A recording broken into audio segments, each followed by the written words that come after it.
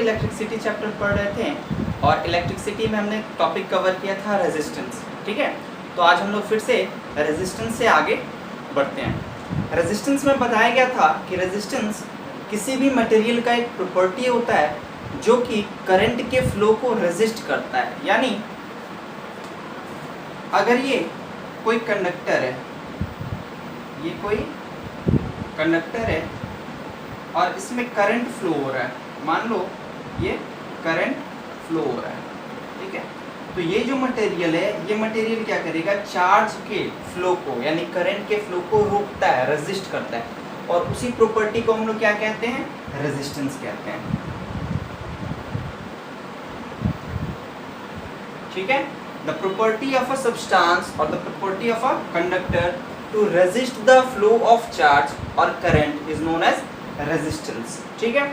अब हम लोग अभी जो टॉपिक देख रहे हैं उसमें पढ़ना है factors on which the resistance of a conductor depends. किसी कंडक्टर का जो रेजिस्टेंस है वो किन किन फैक्टर्स पे डिपेंड करता है, ठीक है। तो इसमें जो फर्स्ट पॉइंट है वो क्या है कि resistance R is directly proportional to the length of conductor. यानी कि हम लोग कंडक्टर के लेंथ को जितना बढ़ाएंगे, कंडक्टर के लेंथ को जितना बढ़ाएंगे रेजिस्टेंस उतना ही ज़्यादा क्या होगा, बढ़ जाएगा, ठीक है। यहाँ से क्या मिल रहा है, R directly proportional to L, ठीक है। R directly proportional to L, इसको इक्वेशन 1 मान लिया, ठीक है। नेक्स्ट जो पॉइंट है वो क्या कह रहा है, inversely proportional to the area of cross section, inversely proportional to the area of cross section, यानी R inversely proportional to A। ये क्या है, तो एरिया ऑफ क्रॉस सेक्शन है। एरिया ऑफ क्रॉस सेक्शन का मतलब क्या हुआ वो देखते हैं। ये कोई वायर हो गया, ठीक है, ये कोई वायर है, तो वायर का ये वाला जो पार्ट दिख रहा है, ये पार्ट, जैसे सपोज करो कि ये जो मार्कर है, ये मार्कर कोई वायर है और इससे करंट फ्लो कर रहा है, इससे करंट फ्लो कर रहा है, इसको जस्ट ऐसे पलट दिया तो ये जो एरिया दिख रहा है, जो सर्कल दिख रहा है, ठीक है, इसी को कहेंगे cross sectional area.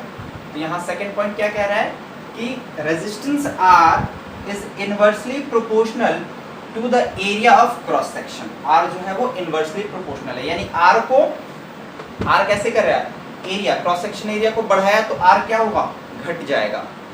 Cross section area को बढ़ा दिया तो R घट जाएगा और इसको घटा दिया तो R बढ़ जाएगा, ठीक है। नेक्स्ट पॉइंट है directly proportional to the temperature. Temperature जितना ज़्यादा बढ़ेगा रेजिस्टेंस उतना ज़्यादा बढ़ता जाएगा। मान लो कि कोई कंडक्टर हीट कर रहा है, ठीक है, और उससे हम लोग करंट को फ्लो करा रहे हैं। अब वो कंडक्टर जितना ज़्यादा हीट करेगा वो उतना ही करंट के फ्लो को रोकेगा, ठीक है। टेम्परेचर बढ़ाओगे रेजिस्टेंस बढ़ेगा, टेम्परेचर घटाओगे रेजिस्टेंस घट जाएगा। नेक्स्ट पॉइंट है depends on nature of material. Nature of material, अलग अलग मटेरियल का जो रेजिस्टेंस प्रोवाइड होता है वो क्या होता है, डिफरेंट होता है। जैसे एग्जांपल के तौर पे मानो टंगस्टन का नाम सुना होगा, टंगस्टन जो हम लोग घर में नॉर्मली यूज़ करते हैं, बल्ब, येलो कलर का जो बल्ब आता है उसके अंदर में क्या होता है, उसके अंदर में एक फिलामेंट होता है। बल्ब के अंदर में इस टाइप का फिलामेंट होता है जो कि ग्लो करता है,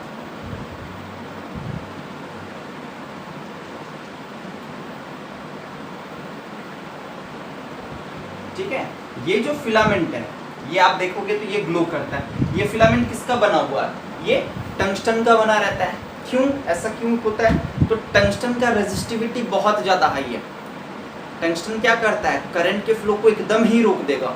या जो रूम हीटर देखते हो आप लोग, उसमें क्या होता है कि जो कॉइल होता है वो पूरा रेड हो जाता है।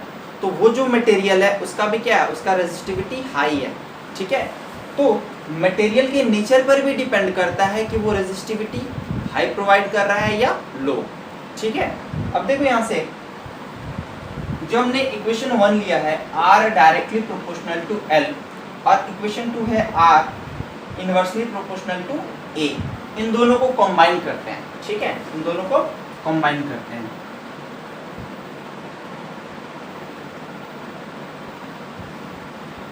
On combining equation 1 and 2, we get R directly proportional to L upon A.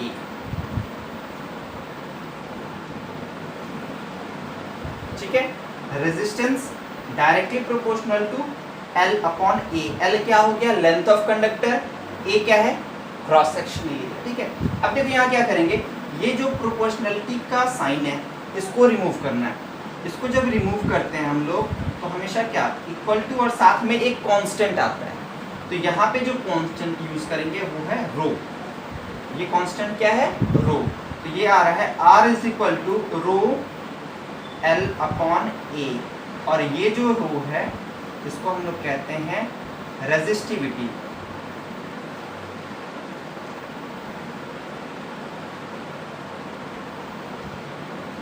इसको कहते हैं रेजिस्टिविटी. ठीक है, रो मीन्स रेजिस्टिविटी. अभी जो इक्वेशन मिला हम लोगों को वो इक्वेशन क्या है? तो R is equal to rho L upon A. R is equal to rho L upon A. यहाँ पर R क्या है? रेजिस्टेंस हो गया.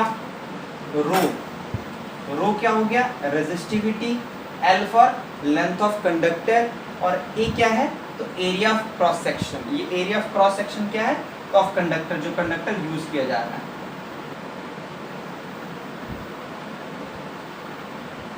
ठीक है, हम लोग को क्या पढ़ना है? अभी हम लोग को पढ़ना है रेजिस्टिविटी के बारे में.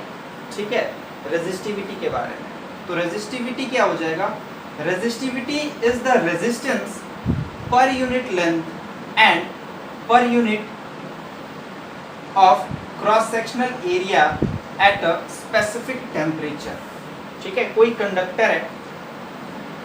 कंडक्टर है तो वो कंडक्टर पर यूनिट लेंथ और per unit cross sectional area जो रेजिस्टेंस प्रोवाइड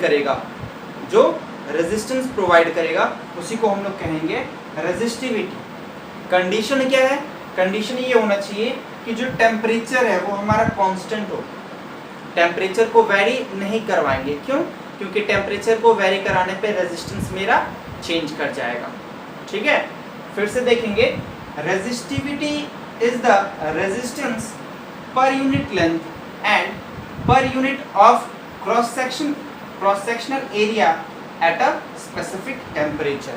ठीक है, यहाँ देखो SI यूनिट क्या आ रहा है? SI यूनिट है ओम मीटर. SI यूनिट क्या आ रहा है? ओम मीटर. ठीक है, इसको याद रखना है. ओम मीटर कैसे आ रहा है वो देखो यहाँ पे. इस इक्वेशन से आगे आ जाओ.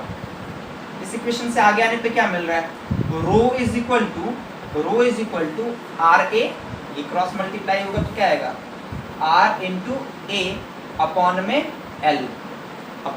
L. अब देखो ये जो R है, R का यूनिट क्या होता है? रो होता है. एरिया का क्या होता है? एरिया मीटर स्क्वायर होगा. ये हो जाएगा मीटर स्क्वायर. और लेंथ का क्या होगा? मीटर. ठीक है, तो ये नीचे मीटर और यहाँ ये कट गया, बचा क्या हमारे पास? ओम मीटर. ठीक है, तो SI यूनिट क्या आ रहा है? SI यूनिट है ओम मीटर. अब हम लोग रेजिस्टिविटी से रिलेटेड कुछ इंपॉर्टेंट टर्म्स को देखते हैं, कुछ इंपॉर्टेंट पॉइंट्स को देखते हैं. रेजिस्टिविटी जो होता है, रेजिस्टिविटी हमारा rho does not change with change in length और एरिया ऑफ क्रॉस सेक्शन. अगर हम कंडक्टर के लेंथ को चेंज कर दें, इट मीन्स कि बढ़ा दो या घटा दो, या फिर क्रॉस सेक्शनल एरिया जो है उसको बढ़ाते हैं या घटाते हैं, तो उससे रेजिस्टिविटी पे कोई इफेक्ट नहीं पड़ेगा. रेजिस्टिविटी पर कोई इफेक्ट नहीं पड़ेगा. लेकिन अगर हम टेम्परेचर में चेंज लाते हैं तो रेजिस्टिविटी का जो वैल्यू है वो चेंज कर जाएगा. ठीक है, फिर से सुनिए कि कंडक्टर के लेंथ को चेंज करने पे या फिर क्रॉस सेक्शनल एरिया चेंज करने पर रेजिस्टिविटी पर कोई इफेक्ट नहीं पड़ेगा. बट अगर हम टेम्परेचर को चेंज कराएंगे तो रेजिस्टिविटी का जो वैल्यू है वो चेंज कर जाएगा। ठीक है, सेकेंड पॉइंट देखते हैं, range of resistivity of metals, यानी मेटल के केस में रेजिस्टिविटी का जो रेंज है वो कहां से कहां तक लाई करेगा, तो 10 टू द पावर -8 से लेकर 10 टू द पावर -6 तक। ठीक है, रेजिस्टिविटी मेटल्स के केस में क्या होगा, मेटल क्या होते हैं, गुड कंडक्टर ऑफ इलेक्ट्रिसिटी है, तो जब फ्लो ज्यादा हो रहा है यानी कि वहां पे रेजिस्टिविटी क्या होगी, कम होगी। तो आप देख लो वैल्यू जो आ रहा है वो माइनस के टर्म में आ रहा है, 10 to the power -8 to 10 to the power -6 ohm metre, बहुत ही कम। मेटल्स के केस में क्या हो रहा है, रेजिस्टिविटी बहुत ही कम है। नेक्स्ट पॉइंट है range of resistivity of insulators. Insulator में क्या होगा, रेजिस्टिविटी बहुत ज्यादा हाई होगा क्योंकि ये ज्यादा रेजिस्टेंस प्रोवाइड करते हैं। तो यहाँ जो रेंज आ रहा है वो क्या आ रहा है, 10 to the power 12 to 10 to the power 17 ohm metre. Metals के कंपैरिजन में क्या हो रहा है, बहुत ही ज्यादा है। मेटल्स और एलॉयज में क्या है, कम है, मामूली सा है, 10 टू द पावर -8 से लेकर 10 to the power -6 ohm metre.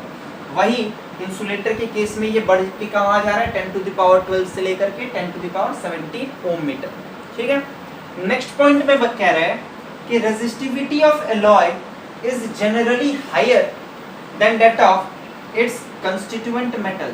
जो एलॉय, जैसे एलॉय हम लोग बनाते हैं तो एलॉय बनाने के लिए क्या करते हैं, दो या दो से अधिक मेटल्स को कंबाइन करते हैं, उसमें कुछ नॉन मेटल्स को भी कंबाइन कर देते हैं। तो ये जो एलॉय का फॉर्मेशन हो रहा है, ये जो एलॉय का फॉर्मेशन हो रहा है, इनकी जो रेजिस्टिविटी होती है, इनकी जो रेजिस्टिविटी होती है वो हाई होती है। किससे हाई होती है, तो इसके जो कंस्टिट्यूएंट मेटल्स हैं, यानी सपोज करो कि ए, बी और सी ये तीन मेटल्स हैं, इन तीनों मेटल्स को मिला के हमने एक एलॉय बना दिया एक्स।